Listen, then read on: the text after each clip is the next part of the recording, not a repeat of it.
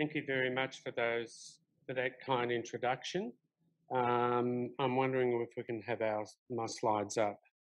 And welcome from not so sunny Melbourne. It's 3 hours behind here, but not too late. So what I'd like to do in the next part of this talk is really introduce you to what's coming down the pipeline. This is an exciting time for the development of new CMV drugs, which we've been waiting for a while. And I would like to walk you through what these drugs are, where they are in clinical development, and maybe some of the emerging therapies. So if we could have my first slide, please. Can I get my slides on the full screen, please?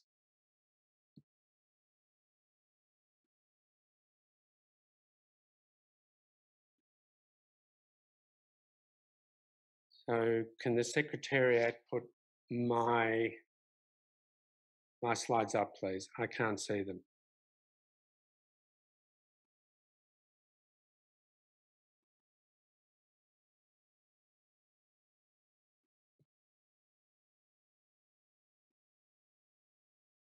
Sorry, my apologies. I can't see the full screen of my slides. Can someone please put them up?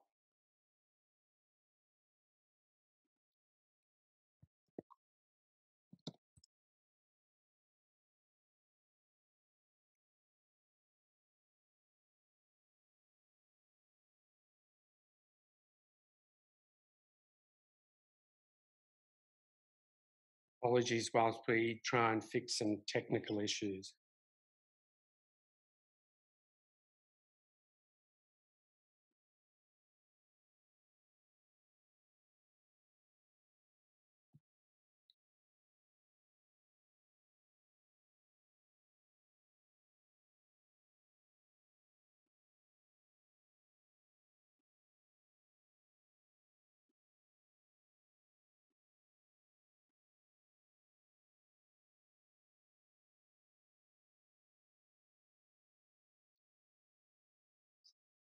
Sorry to the Secretariat, I still can't see my slides. They're not on my screen.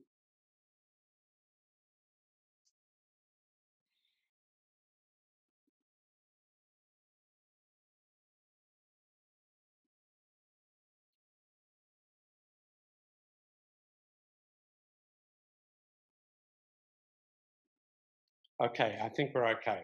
Apologies for the technical glitches. So let's move on to the presentation, and can I have the next slide, please? These are my disclosures. Next slide, please. So basically, the previous speaker, Professor Hock, alluded to the different strategies in CMV management, and it's worth going through these briefly again. So firstly, one way is to wait until you get established disease, which is tissue invasive, proven by biopsy, or you have CMV syndrome, and then you start antiviral therapy. Clearly, we want to treat disease or treat infection before it gets to established disease.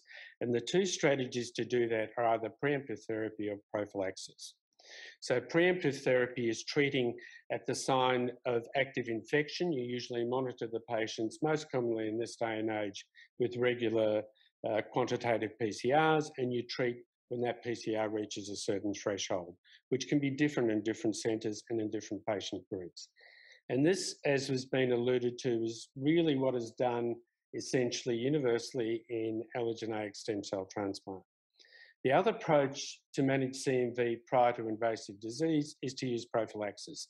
So essentially what you do is you treat at-risk patients for a set period of time, usually 3 to 6 months, and your stratification to decide on who to treat is largely based on serology amongst other factors. For example, you would certainly treat someone who is receiving a donor-positive CMV graft into a negative recipient. And that's usually the approach that is done in solid organ transplantation. So essentially, different strategies are used in different clinical scenarios.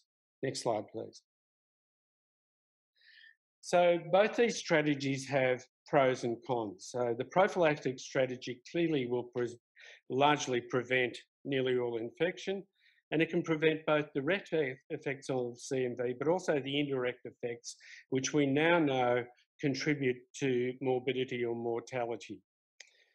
It also doesn't require viral load monitoring. The cons against prophylaxis are you can potentially overtreat a lot of people, and that has also added costs, as well as exposing the patient to potential drug toxicity. And it may also delay CMV-specific immune reconstitutions. In contrast, preemptive therapy has the pros of really targeting patients at highest risk of infection, so you're not having to treat everybody, and therefore it minimises overtreatment and toxicity, and may also improve CMV-specific immune reconstitution by exposing that individual to intermittent low-level antigen to enable immune reconstitution.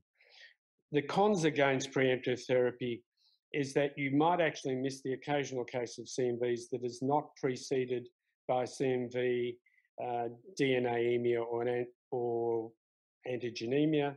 It also relies on the availability of regular testing and logistics. You really need a very robust system to actually do regular testing, make sure they're followed up, and initiate treatment. So the logistics are quite complex for this. It entails an additional pill burden and also may not prevent the indirect effects of CMV. So there are plus and minuses to either approach. Next slide, please. And this is the schema of how the different approaches are in prophylaxis. As you see, you use continual antiviral therapy, typically for a period of 3 to 6 months after transplantation, and then you stop. And that's the common scenario that is used for solid organ transplants. In preemptive therapy, what you do is for a set period of high risk, usually at least up to day 100, perhaps longer if there's rejection or graft versus host disease, you regularly monitor the patient, usually in this day and age with regular PCRs, at least weekly. We actually use twice a week. And then you treat the patient with an antiviral agent when they reach a particular viral threshold, and you treat them till they become undetectable. You stop and continue to monitor and retreat them if they reactivate a second time. And that's the scenario, that's the approach that's taken after stem cell transplant. Next slide, please. So this is a list of the antiviral agents that we currently have that are registered in addition to the late stage investigational agents. So just to reiterate, the first line therapy we have is ganciclovir or its oral prodrug valganciclovir. It targets the CMV polymerase, and ganciclovir is IV and Valgan is clearly oral. Second line agents that are used when there is intolerance or resistance to ganciclovir or foscarnet, and less commonly cidofovir. Again, they target the CMV polymerase, and they are both intravenous therapies. Occasionally, we use valacyclovir, particularly high-dose valacyclovir or or oral acyclovir in the past to target the polymerase. This can be IV or oral, but unfortunately, the activity of this agent is less significant than for example, valganciclovir or ganciclovir. The most recent addition to our armamentarium is actually letermovir. This targets a completely different target in the CMV virion, in that it targets the terminase complex and is an oral agent and is now improved for prophylaxis. And we'll see this in a later part of the presentation. In terms of investigational agents, the most promising and very close to registration is maribavir, which targets UL97, a different target of CMV. It's an oral agent. And further down the track are experimental therapies, including CMV T cells or CMV vaccines. And these are in much earlier stages of development. Next slide, please. So let me now move to different clinical syndromes or approaches where some of these agents have been developed and look highly promising. So the first scenario is the treatment of resistant CMV, which was alluded to in Dr. Hock's presentation. Next slide, please. So CMV resistance really occurs, or is the indication that it's occurring, is that you get a rising viral load in antivirals after initial viral suppression, and in particular if you see a log increase, or if you fail to decrease by at least 1 log after viral induction therapy. And again, as Dr. Hock says, you need to wait at least 2 weeks before you can make that decision, because there's a rise in viral load that can commonly occur in the first 2 weeks of therapy. The scenarios in which you see it in prolonged exposure to antivirals, usually at least greater than 6 weeks of therapy, if there is persistent viremia, and if the antiviral dosage is suboptimal, and this is usually dose adjustment due to toxicity, or in some cases where the dose is lowered to a prophylactic dose rather than the therapeutic dose, and this is continued for a long period of time. Resistance is proven by genetic tests, looking at the UL97 and UL54 genes. Next slide, please. So, in essence, ganciclovir is a nucleoside analog that needs to be triphosphorylated before it's incorporated by the DNA polymerase into a grown DNA chain and then terminates that chain. The first of those phosphorylation is preferentially carried out by a viral-encoded protein kinase called UL97, and the subsequent 2 phosphorylations are carried out by cellular kinases. The issue is that the majority of resistance that we see occurs in the UL97 gene at that step of the first phosphorylation. What you can see is that this is where ganciclovir is activated, and this mediates ganciclovir resistance. Next slide, please. What you can see is that both foscarnet and cidofovir do not require that phosphorylation and work at the level of the DNA polymerase directly, and therefore these are used for ganciclovir resistance mutation. Occasionally, however, you get resistance at the UL54 locus at the polymerase, and therefore you can get resistance to all these agents potentially. Next slide, please. So let me move to the first of these investigational agents, and Dr. Hock alluded to this, and that is maribavir. This is a completely new drug and a new class of drug. The drug is from the benzimidazole group, and its mode of action is that it competes with ATP for binding to the UL97, which is a select inhibitor of the UL97 kinase. As a result of that, its mechanism of action is that it actually inhibits viral encapsulation and nuclear egress of viral particles from the nucleus. It inhibits CMV and also EBV, but it does not have inhibition of other herpes viruses. Next slide, please. Because it doesn't require phosphorylation and is also independent of the viral polymerase, it's active against resistant strains, including UL54 mutation. In vitro, the drug is more potent than ganciclovir against CMV, and that includes CMV-resistant strains. It theoretically antagonizes ganciclovir, and therefore you should not use the 2 drugs together, given that the target for ganciclovir is UL97, which this drug inhibits. The drug has a good oral bioavailability. It doesn't have any CYP enzyme inhibition, and its major side effect is taste disturbance, and to some degrees other gastrointestinal upsets such as nausea and vomiting. But notably, it really doesn't have any hematological or renal toxicity, which has been the bugbear of CMV treatment in our patient populations. Next slide, please. So this is the phase 3 study that is now in the public domain. It is completed, the full data set is out, and it has been released in abstract form in various meetings, but is not yet published, so it's hot off the press. And what you can see is that the study is a large phase 3 study comparing maribavir at 400 milligrams twice a day for a period of 8 weeks, compared to investigator-assigned therapy for resistant or refractory CMV. If patients continue to fail therapy or are intolerant after 3 weeks, they were able to go on to an expanded access maribavir arm. And the patients then ended a 12 weeks follow-up period. The randomization was 2 to 1 in favour of maribavir. Next slide, please. Key inclusion criteria was that this was exclusively done in transplant patients, but both stem cell and solid organ transplant patients needed to have a viral load of at least 910 international units in plasma or greater than 22,730 international units in whole blood.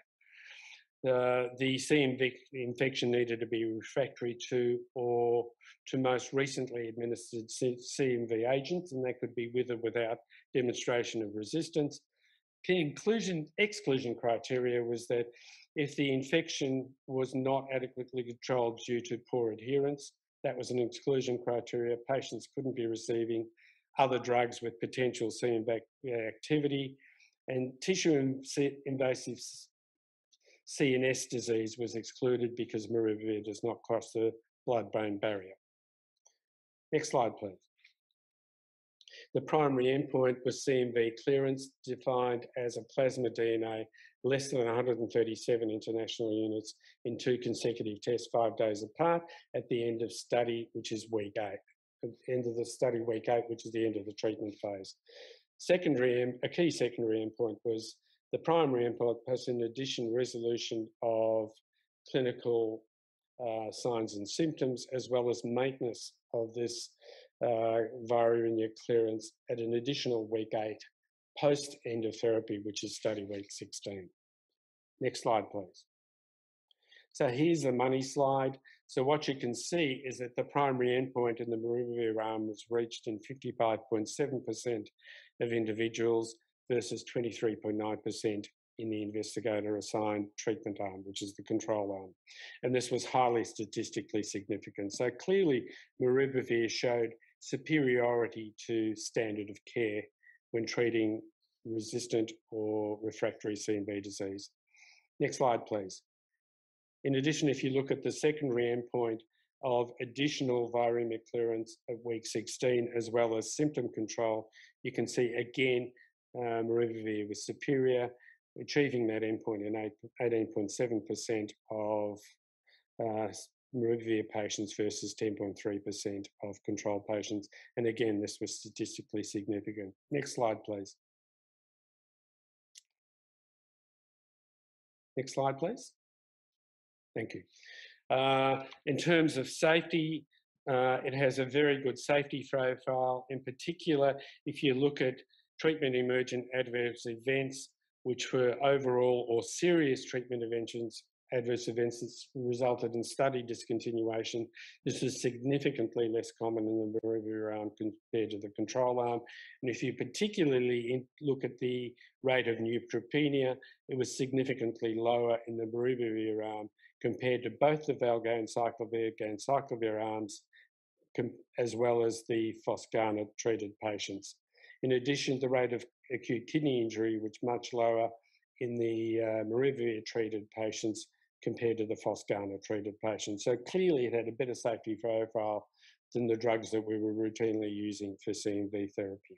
Next slide, please.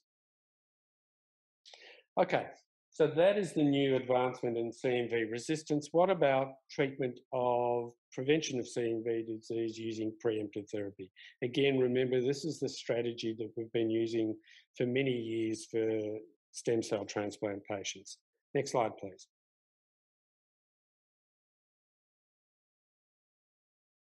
So this is a phase 2 study that was published 2 years ago, looking at preemptive therapy in both stem cell or solid organ transplant.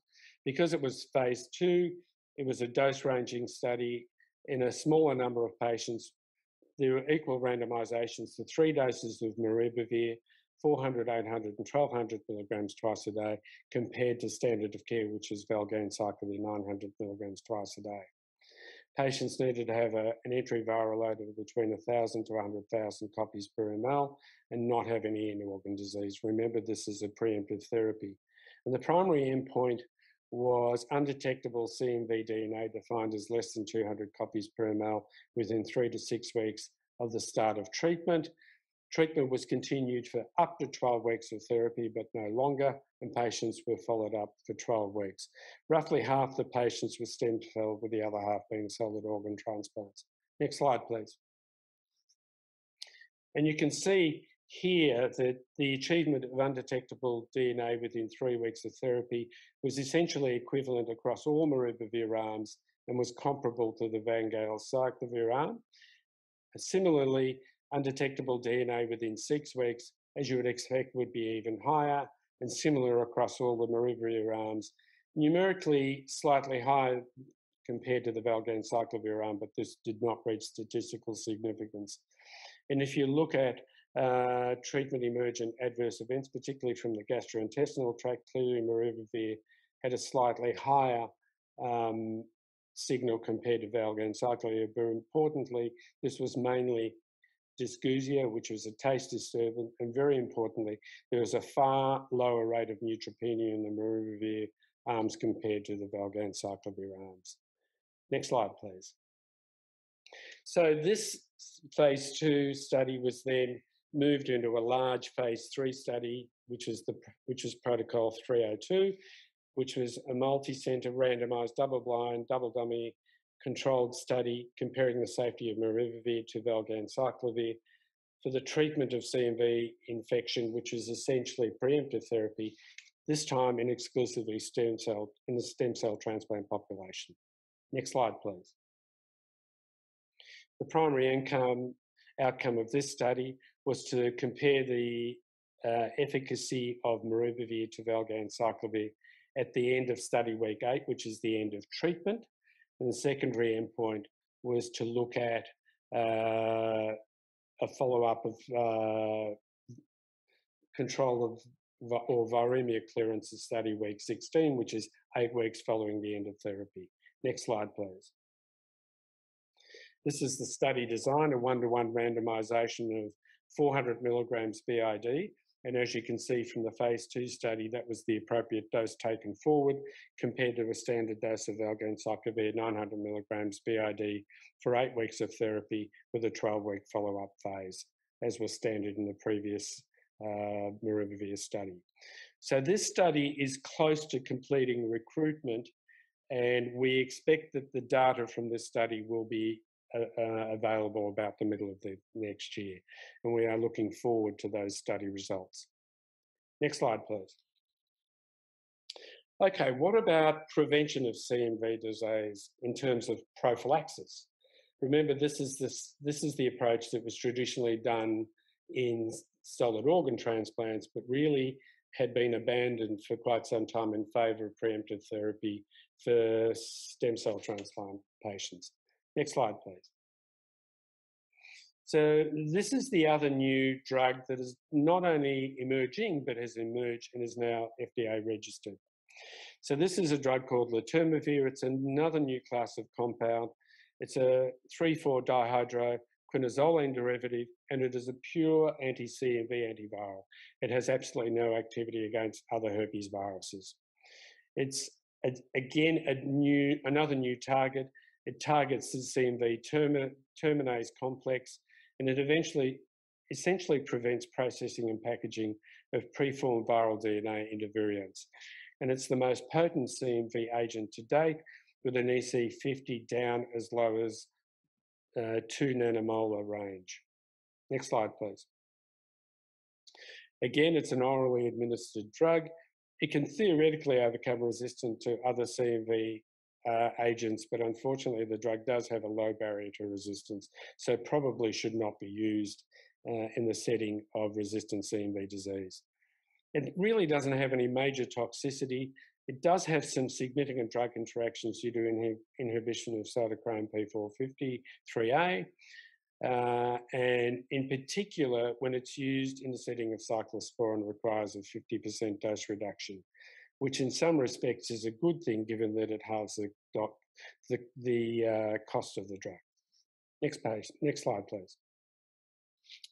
So this is the large phase 3 study that has been now published, and it's a randomized placebo-controlled phase 3 study looking at randomization 2-to-1 of letermovir versus placebo in CMV seropositive stem cell transplant positive without viremia at baseline, who were treated for a total of 14 weeks. Again, this is the period of high risk, and the patients were followed up through to week 48. And preemptive therapy was given according to study centre guidelines. So if you developed CMV viremia, you were treated regardless of which arm you were randomised to. The primary endpoint of this study was patients with clinically significant infection through to week 24, which is 10 weeks post the end of treatment. Next slide, please. So this is, again, the money slide, the major outcome of the study, and you can see the failure of therapy at week 24 was significantly lower in the letermovir arm compared to the placebo arm, which is the primary endpoint, was highly statistically significant. And in fact, if you look at clinically significant clinically significant CMV infection, it was 17.5% for the letermovir arm compared to 41.8% in the placebo arm, nearly all of which was starting preemptive therapy with a very low rate of CMV disease. The other important outcome of this study was that it actually impacted on all-cause mortality at week 24, 9.8% versus 15.9% in the placebo arm, and this too was statistically significant. And in particular, it seemed to impact on non-relapse mortality. Next slide, please. Again, these are the safety signals and the safety outcome for letermovir versus placebo were basically identical whether you looked at any AEs or serious AEs. So the safety profile of the drug was extremely good. Next slide, please. The other interesting aspect of this was that the mortality benefit started to wane later post-treatment. So by week 48, there was still a numerical difference between the letermovir arm and the standard of care arm. However, this was no longer statistically significant. Interestingly, most of the benefit occurred in patients who had clinically significant CMV infection, whereas there was no difference in patients who didn't have CMV infection. As a result of this, there is an extension of the study looking at extending the durability of prophylaxis to 24 weeks to see if it can further impact on mortality, particularly non-relapse mortality. Next slide, please. So essentially, this drug is now FDA approved for prophylaxis. The dosing is 480 milligrams once a day, or there is also an IV infusion if the patient is intolerant of oral agents. It can be initiated anywhere between days 0 and 28, so before or after engraftment, and should be continued through to day 100 post-transplantation, which is essentially week 14. If you administer it with cyclosporin, again, a reminder that you need to reduce the letermovir dose to 240 milligrams, although, again, this halves the cost of the drug. And there are certain drugs, because of its cytochrome P450 inhibition, that are contraindicated, which are listed here. Probably most importantly would be the statins. The other thing to remember is that once you complete prophylaxis, you need to restart monitoring for CMV reactivation. Next slide, please. Letermovir is also being studied in solid organ transplant, which again is the study population that has traditionally been treated with prophylaxis. So there is an ongoing letermovir versus valganciclovir study, randomised 1-to-1 to prevent CMV disease in renal transplant recipients. The study aims to enrol 600 participants. It's targeted at patients who receive a CMV positive kidney. Again, the dose is the same, but the duration of prophylaxis is 28 weeks, and the primary outcome of this study is CMV disease at week 52. And this study is soon to be completed. Originally, the slated completion date was 2021, but I suspect it may creep over into early 2022. However, we hope that we will get data from this prophylaxis study hopefully halfway through or towards the end of next year. Next slide, please. Let me now switch gears and talk to more experimental therapies that are slightly further away. The first of these is adoptive T-cell therapy, where you're essentially instituting CMV-specific immunity to a patient that doesn't have it at that particular time. So adoptive T-cell therapy, the principle or the mechanism by which it's carried out is that blood is drawn from a donor. The T-cells from that donor are harvested. They are then exposed to CMV antigen, often PP65, and then you, as a result of this, generate CMV-specific T-cells. These are then expanded, and those cells are then infused into a stem cell recipient. Next slide, please. Originally, this approach was done using autologous approach, using cells from that individual. However, that approach has a very long lead time. So people have largely moved to third-party, or what we call off-the-shelf donor bank, a donor bank of CMV-specific T cells.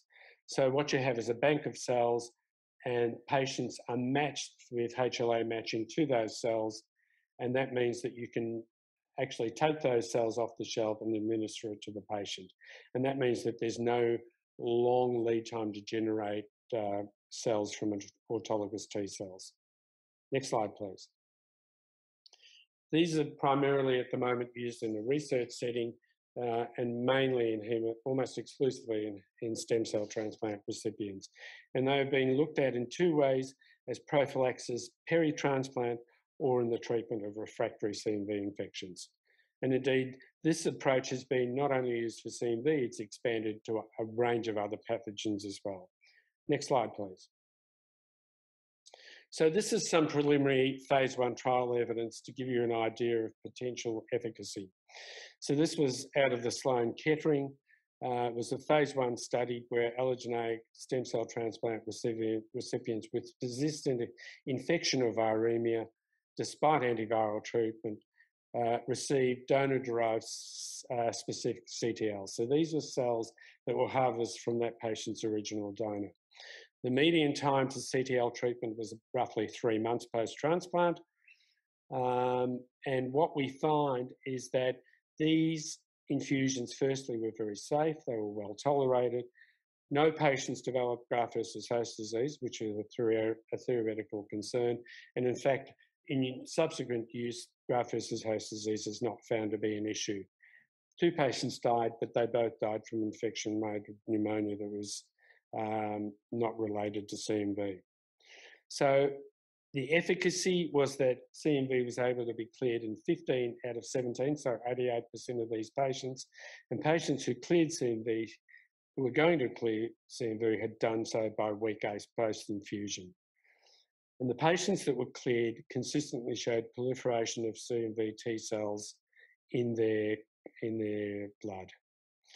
And the durability of these cells was anywhere between 3 months to 2 years post-infusion. So this showed significant promise. Next slide, please.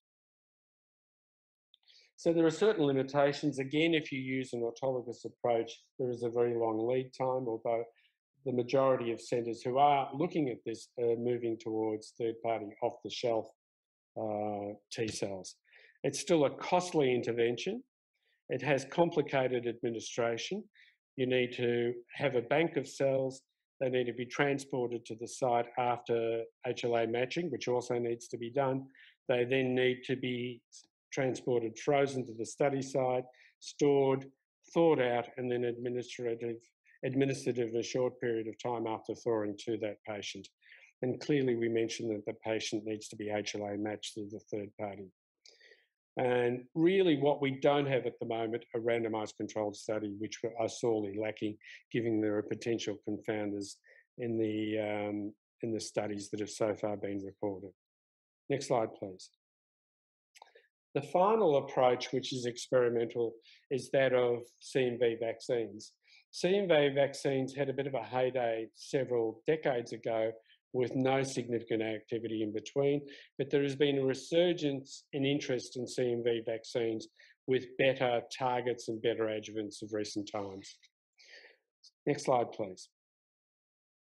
So this slide tells you, and I'm sorry it's busy and probably doesn't project very well, a number of different CMV vaccines that are being used in prevention of infection and disease in immunocompromised transplant patients, predominantly stem cell transplantations.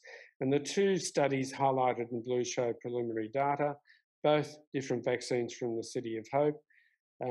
This vaccine here has been looked at in 102 stem cell transplant settings and showed reduced reactivation and high level of CMV specific T cells and was found to be safe. And another study with preliminary data down here showed that it decreases reactivation as well and decreased the rate of antiviral use in that patient population and had an acceptable safety profile. So this is early data, and this is another approach that may well bear fruition in the future, but is still in very early development. Most of these studies are phase 1 or early phase 2 studies. Next slide, please. So I think what I'd like to tell you is that after a long period of waiting, we now have a number of new CMV active agents which are not bedeviled by the toxicities that we had with ganciclovir, valganciclovir, foscarnet, or cidofovir, are effective and gives us an option for less toxic therapies. I think the other thing to add is that there is also a swing back in the stem cell transplant population towards the use of prophylaxis compared to preemptive therapy, and how that plays out over the next couple of years, I think remains to be seen. So with that, I thank you for your attention, and I think we're going towards a Q&A session with questions. Thank you very much. Thank you, Professor Sasadeusz. I'll start the ball rolling while the questions come in. I'll start first with the discussion on the ideal CMV treatment. So Dr. Tan and Professor Sasadeusz, given the expanding options and the armamentarium for the treatment of CMV infection, what do you think would be the first line recommendation for the treatment of CMV infection moving ahead? Okay, maybe I'll start first. Please do, Professor Hall. Yeah. I think for treatment, we should stick to either ganciclovir IV or foscarnet, because we really don't have any good data as a first line option. So I think they are very well established. We all know the side effects. We know how to dose them. The main thing would be the clinical circumstance, of course. So I think if it's a bone marrow transplant recipient very early after engraftment, most of us would prefer to use foscarnet because the marrow is still young and we really don't want to kill it with the myelotoxicity of IV ganciclovir. But in the solid organ transplant recipients where the white cell count is not a problem, then we should be starting with IV ganciclovir or oral valganciclovir if we are very confident of a functioning GI tract. In the setting of refractory or resistant, I think maribavir is going to be a sort of game changer based on the study that Dr. Sasadeusz has shared with us. Maybe Dr. Sasadeusz can add on. Great. Thank you, Professor Hall. So I think in my mind it depends what aspect of CMV disease you're talking about.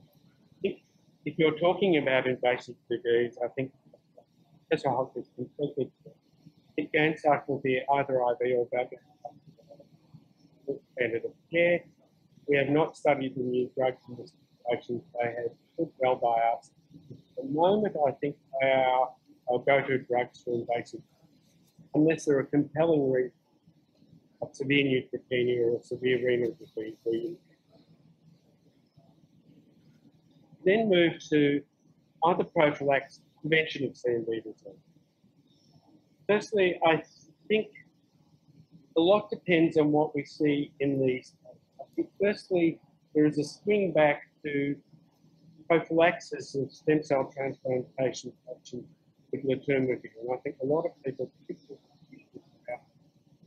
about opinions with ganciclovir and valganciclovir, now moving to one of the major issues with that drug is really cost.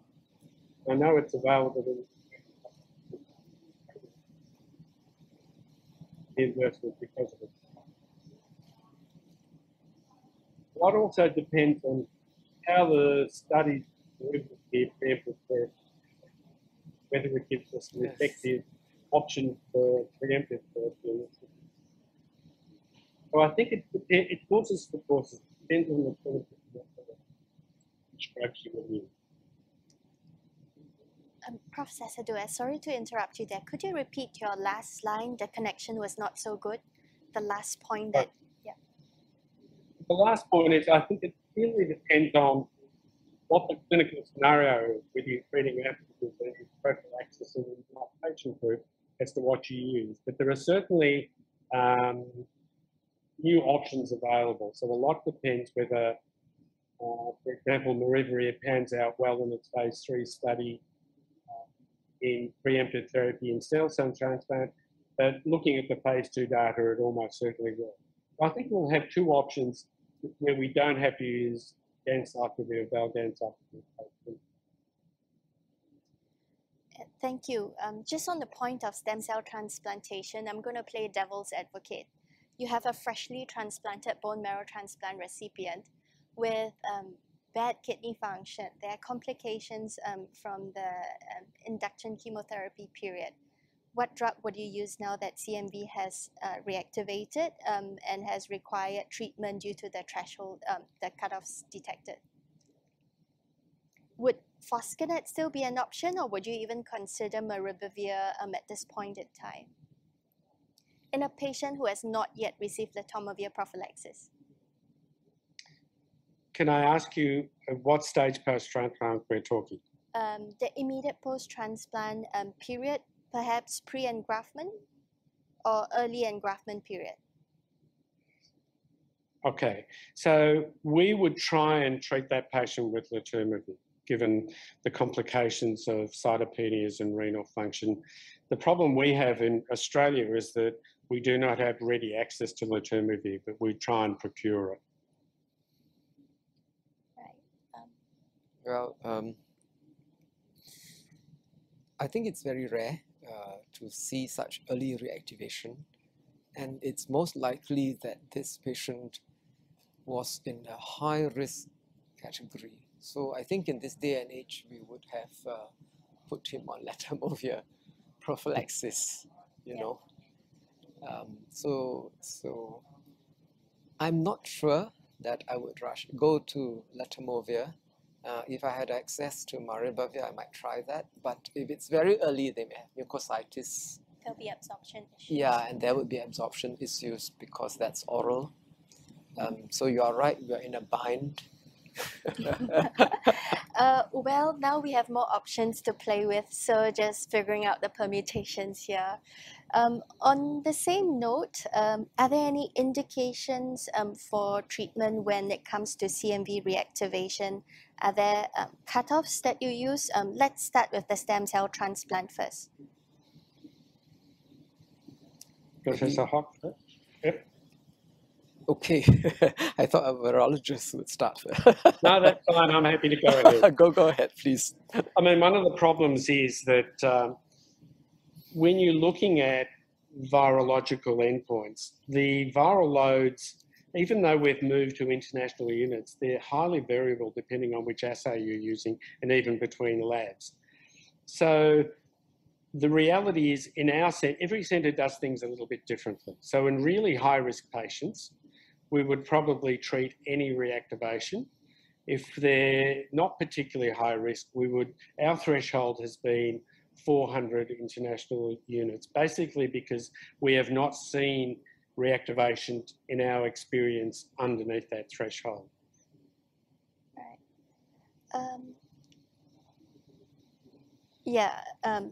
One of the members on the virtual platform also commented the same, and they monitored for trends.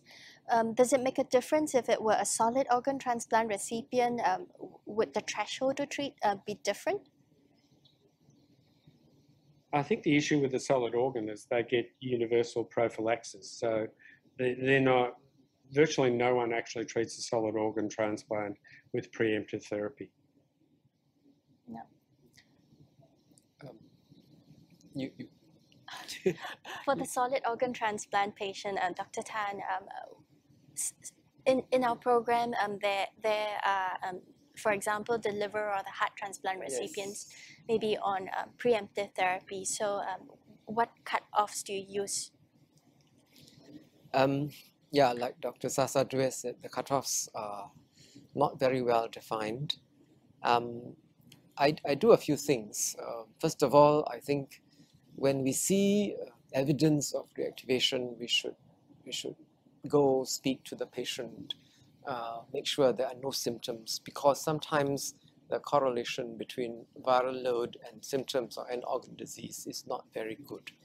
So we all know, for example, that the PCR, the sensitivity of the PCR for CMV-GI disease is 70% in the best of hands. So that's one thing to be wary about.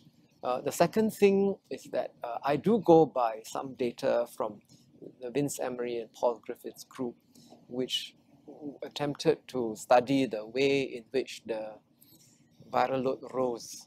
And they found that in the high-risk population, the D plus R minus, the doubling time was about 2 days. So I think if you repeat early in 2 or 3 days and you see doubling, that would be true evidence that there is biological activity, and that would be worth definitely a trigger to treat. So it may be low, 200, but it did move to 600, and that's doubling in two days or so.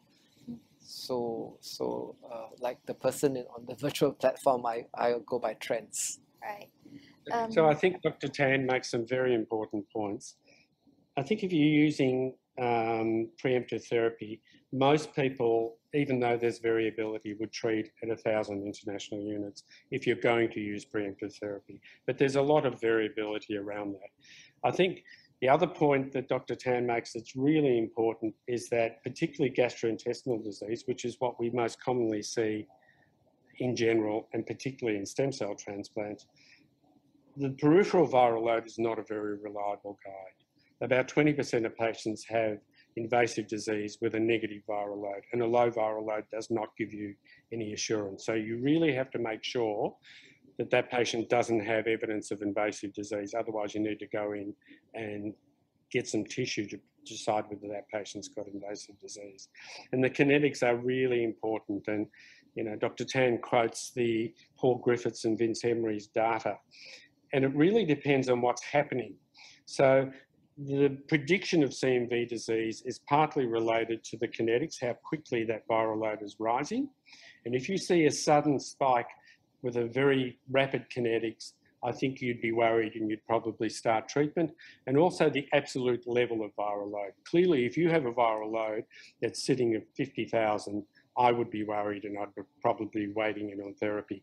And probably anything above 20,000 would have me concerned. Right.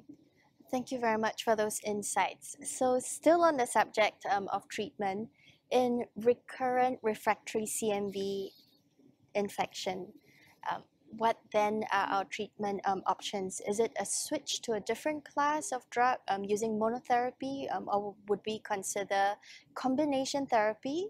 And finally, is there a role for adjuncts? So can you please qualify exactly what you mean by the clinical scenario? So say, for example, let's use bone marrow stem cell transplant patients again. Yep. They have had CMV reactivation perhaps within the first 100 days of their transplantation. Yep. Despite foscarnet therapy in this case, the CMV titers are rising, the counts remain poor, and you are into the 3rd week of therapy. So I think you raise the issue of whether there is true resistance. And really, number one, the important point that was raised is that you need to be beyond 2 weeks of therapy with a rising viral load before you can make any judgment of whether that therapy is working. But from your scenario, you're suggesting that 3rd week and beyond, the viral load continues to rise. You need to be sure that the PK of the drug is appropriate, but foscarnat's given intravenously, so presumably the patient is getting an appropriate dose adjusted to their renal function. If that is really the case, then I think you would be worried about CMV resistance, and I think at that point you would send the virus off for mutational analysis, and if they're on foscarnat and failing, then you're probably dealing with a polymerase mutant. This is a very, very rare situation, but it does occasionally happen, particularly in multiply treated patients. I don't think we have enough data in terms of combination therapy, but the one drug that would work here would be maribavir. And I think that would be the drug if I was convinced that this patient was developing resistance. The other option of what we've tried occasionally, we have given some CMV T cells, but generally speaking, maribavir is now looking like it's the go-to drug for refractory resistant cases. What has your experience been with the CMV T cells in the scenario that you have mentioned? We've had very limited experience. They're only really experimental. We've used them a handful of occasions, and we only have observational data, but we do have a bank that we can draw from in Sydney, from Westmead Hospital, by David Gottlieb, who's kind enough to provide them. Anecdotally, when we've been in trouble, and we not only use it in refractory resistant disease, we've actually used it in patients who have multiple recurrences that require multiple interventions with preemptive therapy, who clearly do not have an adequate immune system to control their CMV. And under those circumstances, we've had success, but this is observational, anecdotal data. And I think what we really need with T cells is good randomized control studies, and hopefully they will come down the line in the next handful of years. Thank you. Another question from the floor. Can either Dr. Tan or Professor Sasadeusz comment on the duration of CMV therapy after invasive disease and when to stop? That's the first part of the question first. Yeah. So I think you have to go by a few parameters. I mean, off the top of the head, people take a ballpark of about 3 to 6 weeks, minimum of 3. But we usually monitor the PCR as well. And I think we also go by symptoms. So we do want to see symptom improvement. We want to see that the PCR comes down. And at that point, I think, and we need to see, of course, how the patient is doing overall. At some point, I think, once we're beyond 3 weeks, we're usually on the path to recovery, and we will know where we can end. Yeah. Following on, the second part to this question was, after you stop therapy, is secondary prophylaxis still suggested, or some form of monitoring of viral loads? What do you do? So I think there are quite a few papers suggesting that you shouldn't prolong the therapy, say, once you've achieved a negative viral load. It makes little difference. But the other important point is that, and I'm sorry if I'm quoting data from Vince Emery and Paul Griffiths again, is that no matter when you treat with ganciclovir, a very small percentage of the population of virus will develop UL97 mutations. And when you take that off, then the wild-type virus will regrow, right? Because in the absence of ganciclovir, wild-type has more fitness. And so giving half dose at the end of therapy is not really very wise, because it may promote the growth of resistant mutants. We don't want to be suboptimal in our dosing. But yes, I think it's worthwhile continuing to monitor for symptoms, continuing to do the PCRs, especially if you haven't been able to bring down the immunosuppression by a lot. But most of the time, as you know, our transplant colleagues do pull back on immunosuppression, and that really helps. I wonder if Dr. Sasadeusz has... Yeah. Thank you, Dr. Tan. I largely agree with you. Firstly, we usually treat until the PCR is undetectable, with a minimum of 3 weeks. We would rarely go below that. And obviously, you want the patient to be symptomatically better. The role of secondary prophylaxis is unclear, but the suggestion from the data we have is that it doesn't make any difference. The rate of recurrent CMV disease seems to be the same whether you introduce prophylaxis or not. And if you use prophylaxis, particularly if you use half-dose valacyclovir, you basically set the patient up for CMV resistance. So I totally agree with Professor Tan. Once the patient is better, you have at least 3 weeks of treatment under your belt and you are PCR negative, you then stop and monitor the patient. You do not introduce secondary prophylaxis. Will it make a difference, or does it matter if this were a case of a patient with either recent rejection and for some reason the transplant team is unable to reduce the immunosuppression, or if the patient had recurrent CMV infections? That's a question of secondary prophylaxis in such scenarios ever come up? Yeah. So yes, it comes up all the time. We have these discussions with both our renal and hematological colleagues, as I'm sure Dr. Tan has as well. I mean, I think if they were simply getting treatment for rejection, I wouldn't prophylax them. If they had recurrent CMV disease, that is probably one of the few situations where I think I would consider it, but I'm not sure I'd use half dose. I think that's asking for trouble. If you're going to do it, I think I would use full dose valganciclovir as long as the patient can tolerate it. Dr. Tan, how would you regard that? Yeah, I agree with you. I think it's a very difficult situation. You can negotiate with your colleagues about immunosuppression, and monitoring is another option. I think that some of these not very evidence-based routes to go. I think we've spent quite a bit of our time and discussion on the treatment strategies for CMV. I'm going to shift gear a bit and talk a little bit about diagnostics, because diagnostics kind of guide treatment.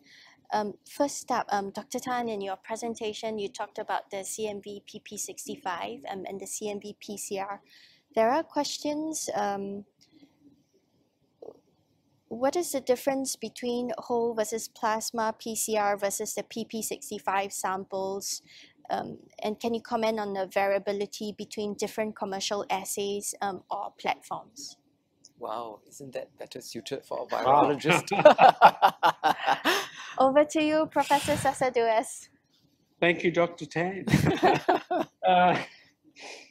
Look, as we mentioned, I mean, we don't use PP65, and I'm not aware of any laboratory that does. That was done in the early days by Hutch, and it was useful, but most people have clearly moved to real-time PCR assays rather than PP65. So I think most of the discussion should be centred around viral load using real-time PCR assays. As we alluded to, the problem is that these are, even though we've standardised these assays from copies to international units, there is still a significant amount of variability between these assays. So you need to do the same assay in your lab for all your patients. And your assay will be your assay, and you cannot directly compare it to a different assay at a different site. And there was another component of that question, so I might not have answered everything, so please remind me. Plasma versus, I think it's plasma versus whole blood. Oh, it's just that the compartment, if you're using whole blood, which again we don't do, we use plasma, the viral load tends to be a lot higher. So you cannot compare the two compartments, they're completely different. Mm-hmm. Still on the topic of diagnostics, and since we have a virologist with us, what about the value of the CMV immunoassays? Would that be a game changer in making CMV management recommendations, either in terms of prophylaxis or treatment? Yeah, that's a really good question. There's still not quite in prime time, but there is evidence, particularly in renal transplant population, that they can guide you to stopping prophylaxis. So the assay that is commercially available is a quantiferon CMV assay, which is analogous to the quantiferon TB assay. Again, it's not in routine use in most laboratories. We have used it in a few difficult situations to make us more comfortable stopping prophylaxis. It's still not completely accurate, but it gives you an idea whether that patient has reconstituted some immunity, and it makes us more comfortable stopping prophylaxis in difficult situations. Right. Dr. Tan, do you use it at all? No, we don't. We did do a study on it, using it, but not in routine use. Just final question then on prevention of CMV infections. Okay, there are a few parts to this question again. Is zero CMV infection possible with the approaches, the advances that we have made so far? We have more tools now compared to years ago. Can we ever get to zero CMV? COVID makes things seem possible all the time. So is it now possible for CMV infection? Yes, if you have a negative to negative transplant.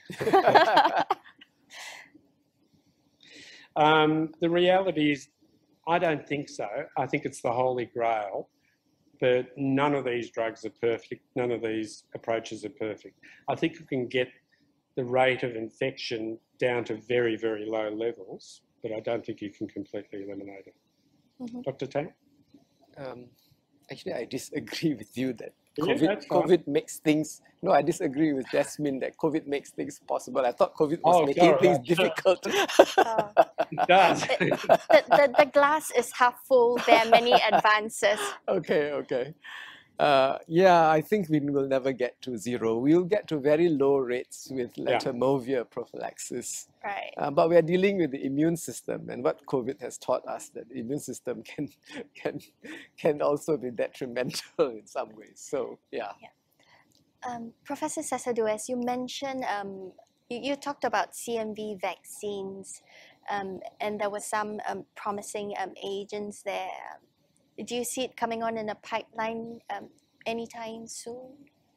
Yeah, I think so. I think we need a number of arms of our armamentarium, and I think vaccine will probably be part of this. Where it's going to fit into the whole scheme, I think is too early to tell. I mean, the data is promising, but it's very immature and very early, and I think it needs to be taken into later phase studies to see how well it performs, particularly in the randomized control setting. Thank you, Dr. Tan and Professor Sasadeusz, for the very interesting conversation and many, many wonderful clinical insights. We've come to the end of this session, so thank you for joining us, and see you at the next meeting tomorrow. Thank you. Thank you, everybody. Bye-bye. Thank you. Bye. Bye. Bye-bye.